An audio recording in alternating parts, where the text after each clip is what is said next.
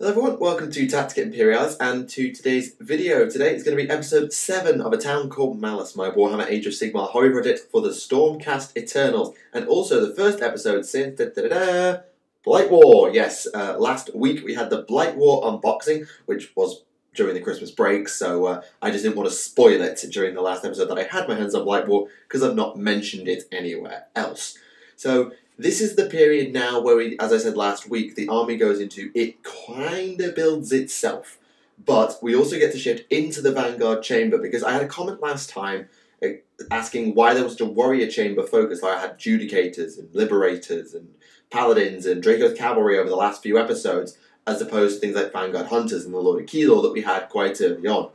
And the simple reason was the fact that Blight War exists meant that I didn't want to overload myself with Vanguard stuff too early, because the plan for the army was always get a couple of boxes of Blight War, and that makes pretty much the entirety of the Vanguard chamber in terms of its battalion.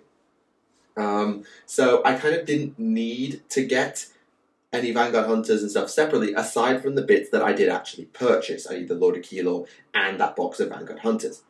Then the Vanguard Brotherhood came along and said, oh, hi, here's a bunch more Vanguard Chamber stuff, so now you need to buy Blight War even less. So I got that, and that's really helped to speed things along.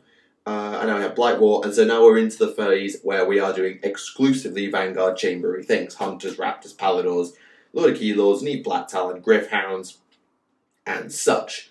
Plus the little extra things, and we'll be seeing one of those little extra things today. So today I have 2 units to show you, potentially 2 in a bit. We'll see how we do for time. We have 1 unit and 1 hero, and no, that hero is not Neve Black Talon. Neve Black Talon is pretty much the only hero in my collection I haven't done at this point. She is actually next on my paint station. I've got her half built here, so there you go. There's proof I haven't done Neve Black Talon yet. So you can see which heroes I'm talking about as well. As I say, we'll see how we do for time, because there's a couple of units I really want to show off first and things to discuss with them. So that pretty much sums everything up. Let me know what you think in the comments below of the army and the models and all of that stuff. I found it interesting last time out that we had more comments about the fact I spoke French than we did about the models across both the English and the French episodes combined, which I found kind of amusing. But details, it was just something humorous I noted. It has been a while since I did a French video, so some people might have forgotten and new, so fair play. Anyway, let's get cracking. We'll start with the units and then we'll move on to the hero. And yeah, that should be everything. So, here we go. This is episode 7 of an Age of Sigmar hobby project, A Town Called Mallus. Here we go. Alright, here is our unit for this episode. It is going to be 3 Vanguard-Raptors armed with Hurricane crossbows. Yeah, I kind of spoiled this one, didn't I, in talking about the Judicators last time out. I'd already done the Vanguard-Raptors, so I knew what I was going to be showing you next time, so I kind of gave the game away, didn't I? So, these guys are, well, it's a fantastic kit. Let's start with the kit. It is a brilliant kit to work on. It is really, really simple. I'm just going to turn the models around, just at a couple of different angles, so you can sort of see how it all fits together. Yeah, let's go with that. So you can see they've got the sort of, I'm not sure how you'd call it. I don't want to call them tassels because that's wrong, but instead of having a full flowing cloak or something like that along their back, they've got these ribbons. Ribbons, that's the word I was looking for. They've got ribbons on both the front and the back. I mentioned this in the unboxing I did for the Vanguard Brotherhood. And that's really quite nice, because it makes them much easier to paint and assemble.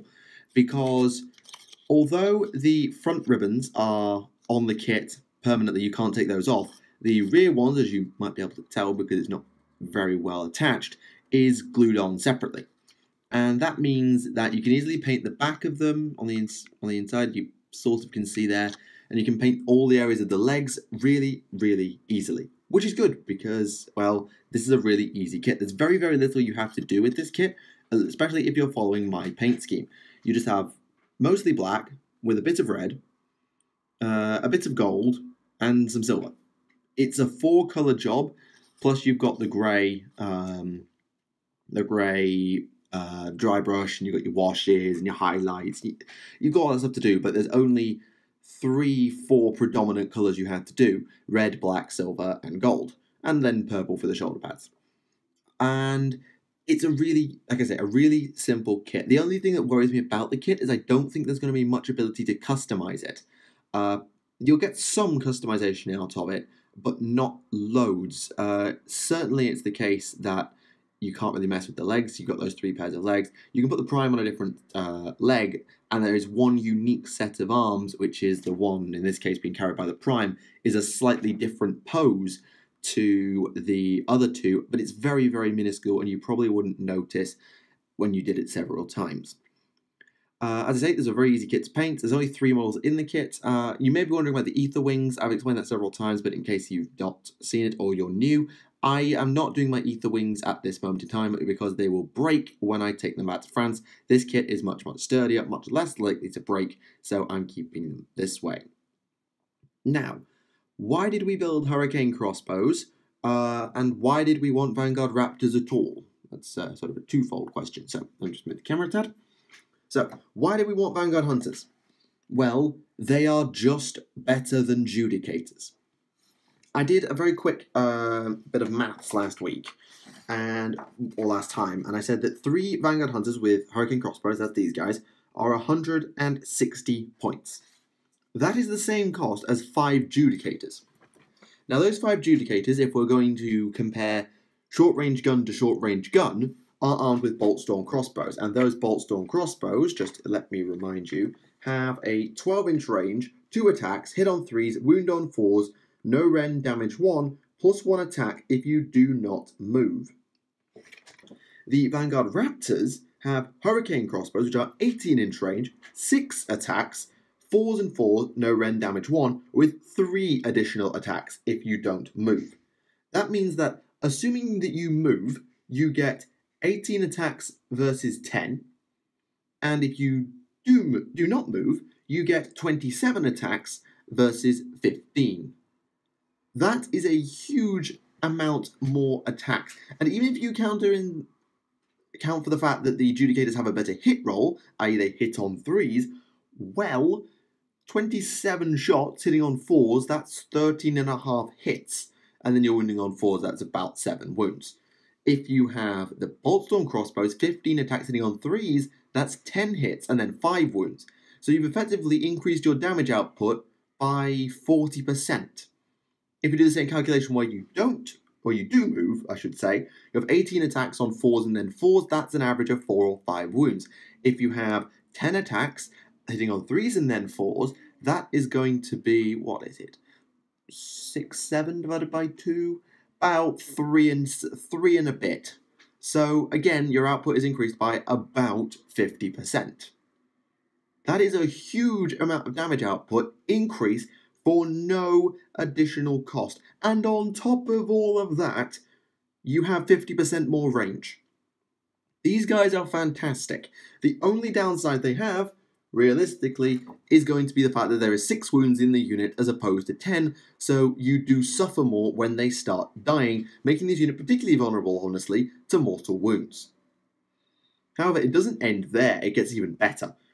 Your Raptor Prime, that's this guy in the middle right here, with his slightly unique shoulder pad. I'm just going to turn it around. He's got the Eagle shoulder pad, which I think is a unique thing for the Vanguard Raptors, because Vanguard Hunters have a bear symbol, so the Vanguard Paladors, and Liberators and Judicators, and all the Warrior Chamber stuff has a lion symbol. Just wanted to point that out. But he hits on 3s. So I did that calculation without counting for a prime, although both units can do that, get +1 to hit with their prime.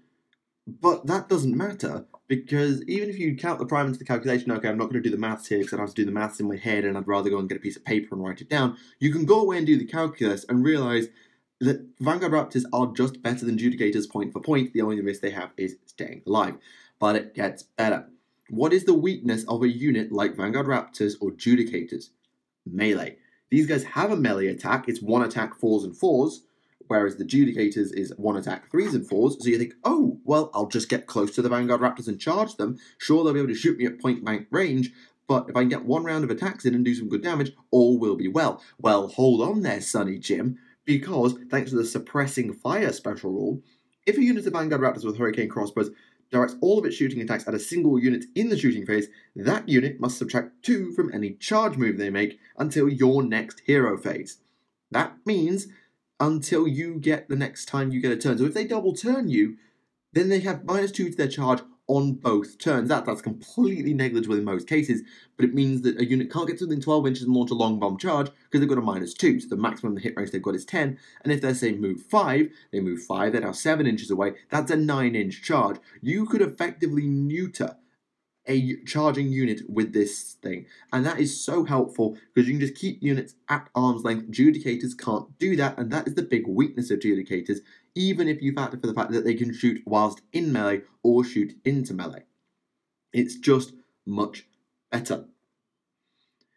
I don't really know how much I can sell these guys, but we're not just having to compare them to their Judicator counterparts, because Judicators are battle line units. If you have the Allegiance of Stormcast, is it a fair comparison to compare an elite unit to a battle line unit?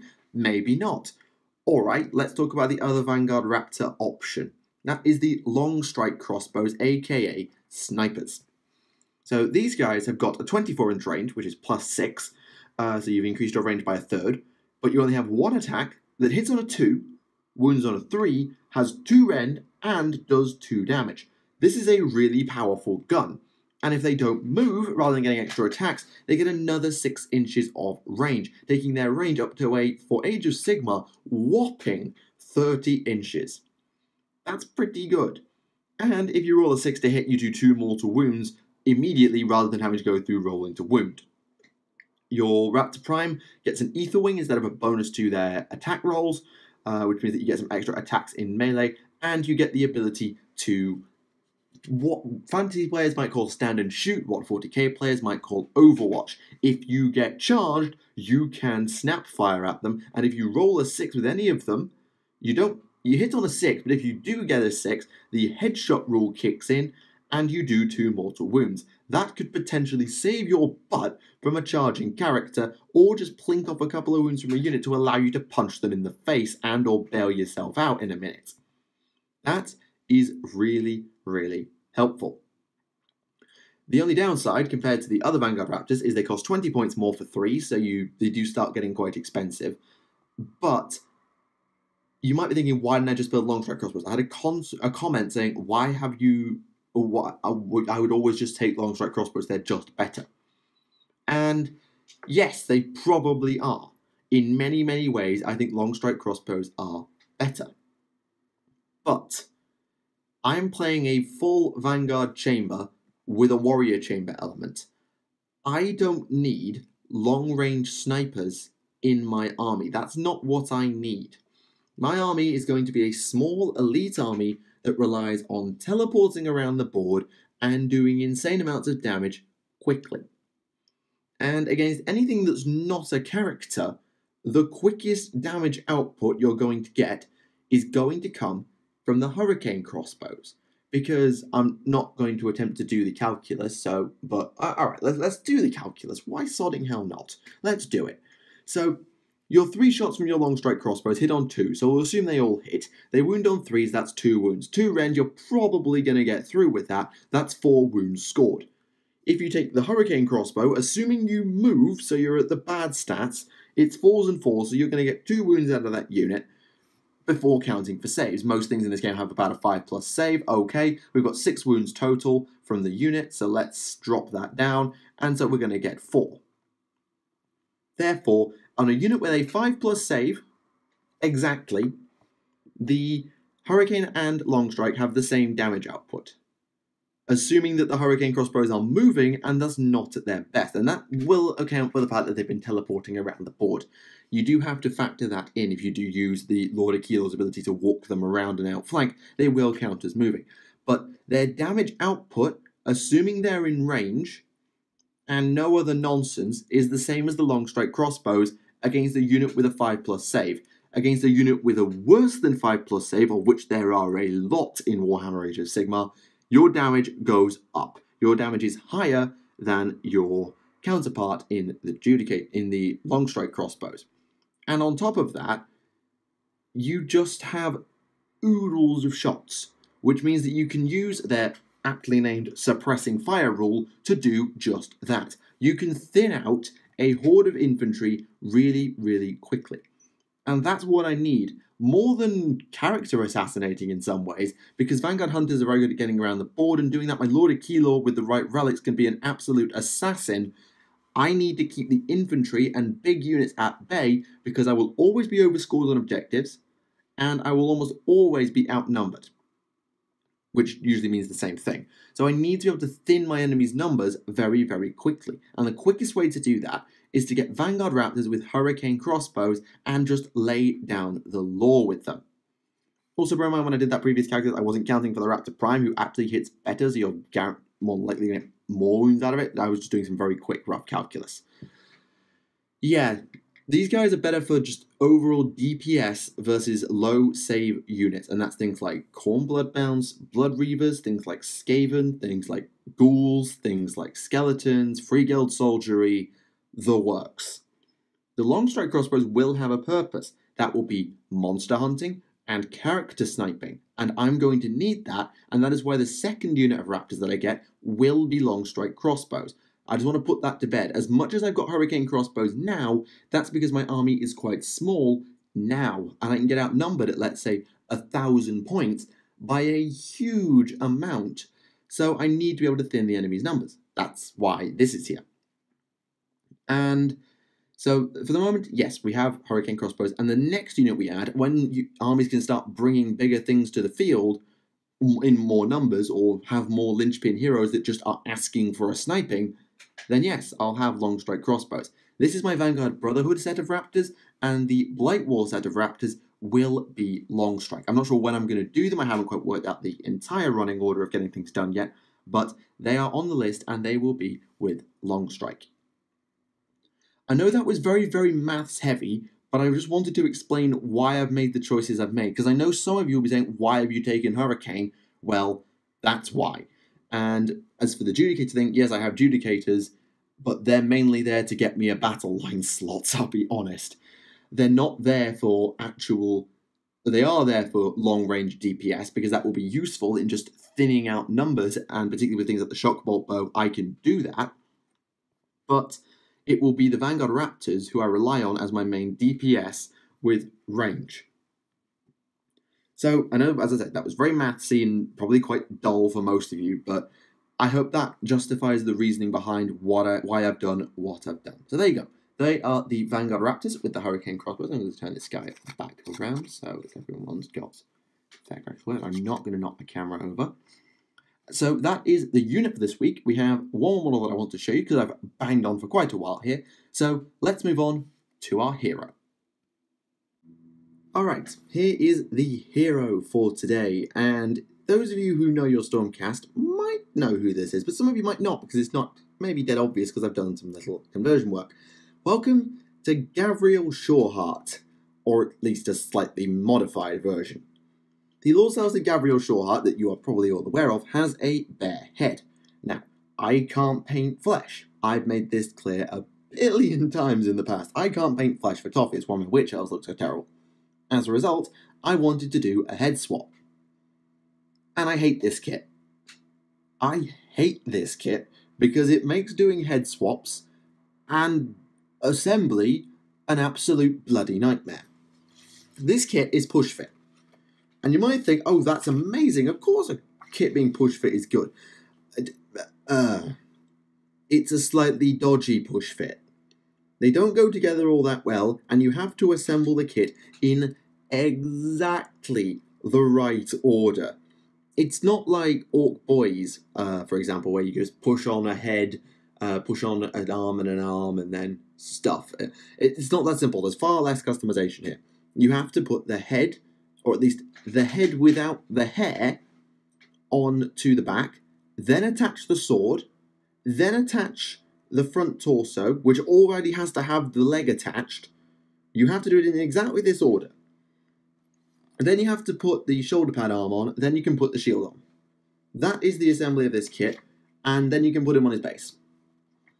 Sounds simple, right? Wrong. This kit does not push together very well, and half the time you're just scared you're going to break it. And you also know what I said about the hair thing? Well, the hair comes attached to his torso. The hair part of this kit comes on the front of his torso, not his head. Half his hair is on his torso. Actually, do I have the component here that I can show you? Hang on. No, I don't, sadly. I don't have the component that I can show you. But the head and the hair's sat on his shoulder pad. You might have noticed that there's been a little bit of emergency surgery done to his shoulder pad. That's because I had to cut his hair off, and that ripped the shoulder pad apart. So I had to cut apart another shoulder pad that I had going spare from the Vanguard-Raptors kit to get a component to sort of loosely fit in there to proxy as his shoulder pad. And then when that was done, I had to sort of jam in a head, for which I chose the Protector Prime from the Paladins kit because I quite like the look of it. I know it's kind of law-breaking that he has that helm, but I couldn't get the Lord-Celestant on Dracoth helm in because God forbid you have a helm that has a top knot or another crest on it, it's gonna get blocked, sucker. Mainly because of that back arch thing. Yeah, this kit is a pain in the butt to assemble. But having said all of that, it's a lovely kit because it's such a good pose. Alright? I love this pose. I'm just going to turn him that way though, because you get a bit better of a look at the details. It's not so obscured by the shield. I love this kit's detail. Look at the front ribbons on the tabard type thing, with the hammer and the big gold belt buckle, and then the shoulder pad, and then the extra thigh pads, and you've got a big golden knee pad. And this is why I love my colour scheme, because with the basic Stormcast, you don't get to see all this detail of the gold highlighting that they use for the Hammers of Sigmar, which is the main warrior chamber. You only just see, oh, it's all gold. Whoop-de-flipping-do, it's all gold. But when you actually change the main colour to, say, black in my case, you get to see all that gold detailing in all of its glory. And I tell you what, when I was painting this kit, I painted the black, and then I painted the red, and I painted the purple, and then I put the gold on. And when I put the gold base coat on the kit, I actually forgave the kit all of its flaws. Like, okay, you just look amazing, and I know that's me bigging up my own colour scheme, but I genuinely love this colour scheme.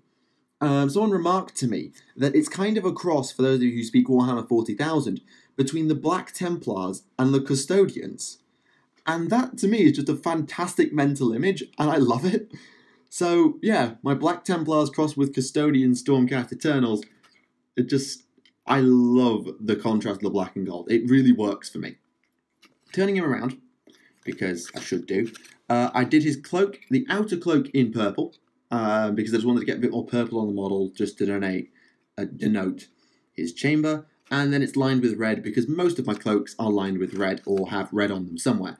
My Lord of Kelor's cloak and all the Vanguard Hunters have their cloaks lined in red, and the Dracoth Cavalry have red on the outside.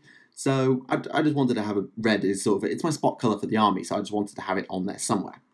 The shield, again, nice and simple. It's a purple shield, gold hammer, and then the white scroll. Very, very simple, nothing much to write home about. And then the sword, you might recognise that sword. It's the Starbound blade that belongs to the Lord of Kelor. Obviously, it's his Starbound blade, but it is a Starbound blade nonetheless. Now, as concerns rules, Lord-Celestant Gabriel Shoreheart is move 5, 5 wounds, 3 up save, bravery 9. Pretty standard stuff. He has one weapon, which is the Starbound blade, which is 3 attacks, 3s and 3s, rend 1, damage 2. That's pretty good. That's not stellar, but it's pretty good. He then has one ability, which is called Inescapable Vengeance, which is +1 attack on the charge, meaning that he goes up to 4 attacks and making him an actual decent hitter. On top of that, he has what's called a Sigmarite Thunder Shield, which is why I also like this model so much. It's the round shield, as opposed to the big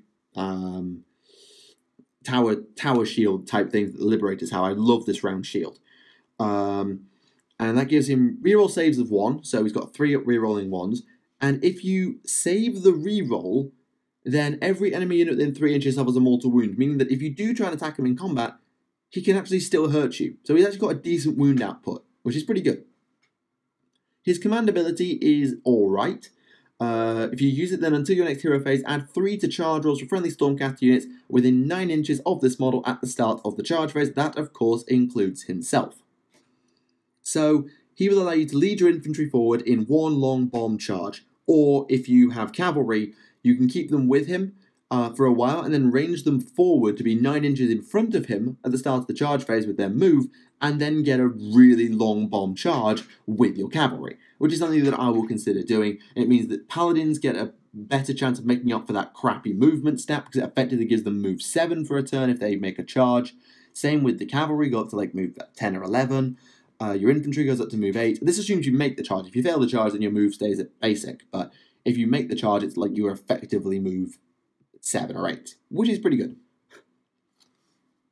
The only thing is I can't remember his points cost. I think it's like 100 or something. But if you compare him to the basic Lord-Celestant, which I will do for you right now, the Lord-Celestant has 4 attacks, 3s, rend 1, damage 1, and 2 attacks, 4 hits on 4s, 3s to wound, no rend, damage 1. So Sureheart has the better damage output. They both have the +1 attack on the charge, so in any event, the actual basic Lord-Celestant gets more out of it because it's +2 attacks. And he also gets a shooting attack with his Sigmarite War Cloak, where you can do effectively D3 mortal wounds. It's effectively D3 mortal wounds. It's D6 attacks on a 4+. For each of them you do a mortal wound. So it's D3 mortal wounds. And his command ability is +1 to hit in the combat phase for this model and friendly Stormcast Eternal units within 9 inches. If they're your general, of course. And that means that you can actually really buff a large amount of units to do more damage if they're in melee, rather than make a long charge to get into melee. And I think the Lord-Celestant might be better in that sense, although he's not as tough because he doesn't have the shield. It's a bit of a personal choice thing, and I can understand whichever way round you pick it. You don't have to pick one over the other. Both of them have their pros, both of them have their cons. The Lord-Celestant is weaker in terms of defense, but gets more out of his abilities in melee and has a more generally useful command ability, whereas Sureheart is more of a consistent beat stick and also allows your army, if it's geared to do that, to be a lot more offensive.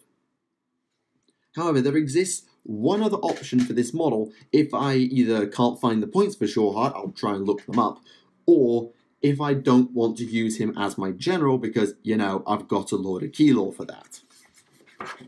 And that is the Knight's Questor. This is the only Stormcast hero with a sword and a shield. The only one. I think the Errant Questor does, but I don't have access to his War Scroll. I think that's buried away somewhere. I don't know where that is. But this guy is nowhere near as good. His attacks are 4 attacks, 3s and 3s, no rend damage 1, so effectively Sureheart with +1 attack all the time as opposed to just on the charge, but -1 damage. A worse shield, +1 damage if he rolls a 6 to wound, so that's pretty good. And he is better at attacking heroes. So he's not terrible. He's really not terrible, the Knight Questor. It's still pretty good. You lose a little bit of damage output on defense because you have a slightly worse shield. And you lose general damage output because your damage goes down from 2 to 1. But you don't have the issue of the command ability because if you're taking your Lord of Keylor as your general like I am 90% of the time, you're not using it anyway. So it's not too bad. And you can get still decent damage out of the Thundercharged Strike for your Warblade. And the Knight Questor will set you back 100 points. So that's my other option for this guy. He's either going to be using the War Scroll for Gabriel Sureheart, where he will lead my infantry, and assuming I have an army where I'm not taking my Lord of Keylor for some reason, maybe in a really small game where a 200-point general is just not going to fly, and or I need more battle line options. I need cheap battle line options, or I can't really afford to be taking 2 units of Vanguard Hunters to make up my battle line. I just need Liberators, and I don't have my Lord of Keylor. So yeah, this guy will be like Gabriel Sureheart in small point games, but in larger games where I've got my Lord of Keylor on the board, or I have another general with a powerful command ability, at some point, I'm not sure if I will, but if I did, then I can use him as a Knight Questor and just use him as a bit of an assassin. And he'll work as that, because that's what he's designed to do. So that is Gavriel Shawheart / my Knight, Whack My Light, / my Knight Questor. You can use him both ways, and I quite like the model. Honestly, I saw this kit when it first came out online, and I saw it online, and I thought, yeah, I'm getting that kit at some point. This kit is coming into my army, because just look at the pose. I just wish it wasn't such a pain in the rear to assemble. Ugh. Looks great now it's done, if I hadn't had to do such a botched surgery to get his shoulder fixed. But God, this kit were just easier to assemble, I'd be screaming at everybody to get it because it looks so good, and it's just a better version of the Knight Questor, particularly if you could do a decent head swap and get the head you wanted. But, ugh. Pain to assemble, but if you can get it right, I think it's worth it. So that is the second unit that I wanted to show you today, and because I've rambled on for so long about the Vanguard Hunters, I'm going to call it a part there. I hope you've enjoyed this episode of A Town Called Mallus, my Warhammer Age of Sigmar hobby project. I'm just going to turn Shawheart again ever so slightly. I'm going to move him over here. I'm going to bring my Raptor Prime into shot, because I can. So yes, thank you all for watching. I do hope you've enjoyed this episode. Let me know what you think of the models and my maths and the decisions and everything else in the comments below. As always, I'm very interested to see what you have to say. Next time, we're going to be going over another new unit and hero.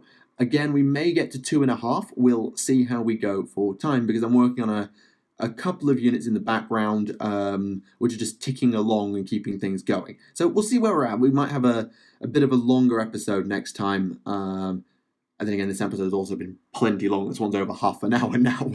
So yeah, we'll see what happens next time. Anyway, thank you all for watching Tactica Imperialis. This has been episode 7 of A Town Called Mallus, a Warhammer Age of Sigmar hobby project. Thank you very much for watching, and goodbye.